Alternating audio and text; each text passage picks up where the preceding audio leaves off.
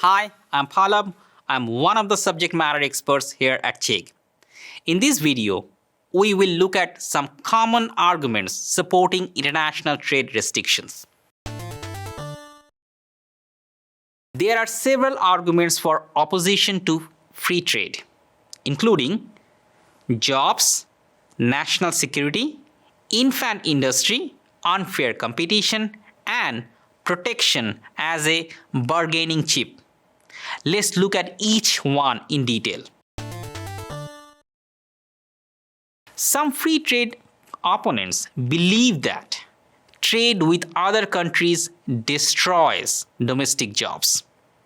However, while free trade destroys some jobs, it also creates other new jobs. The end result will not be an increase in overall unemployment levels, as job losses from imports are offset by job gains in the export industries. In fact, if we look at the US since 1955, the total amount of imports as a percentage of GDP has increased each decade. However, the average unemployment rate since 1955 has only fluctuated between 4 to 8%. Thus, this argument is not entirely correct. The national security argument asserts that some industries are important from a national security standpoint, and as such, they should not be imported. There is some truth to this argument if there are legitimate concerns over national security. For instance, importing steel from other countries could make the importing country vulnerable during the times of war. However, in many cases, when this argument is used, the vital nature of the particular market in question is often exaggerated by the producers to obtain protection from foreign competition. The infant industry argument aims to give new industries the time required to establish themselves before they can effectively compete in world markets. However, this is challenging to implement in practice, since the government is forced to choose which industries will be profitable in the future.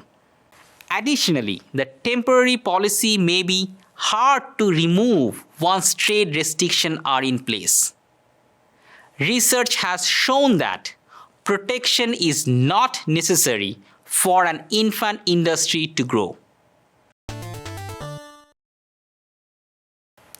Producers often argue that their competitors in another country may have unfair advantages, like differences in governmental regulation or subsidies in other markets.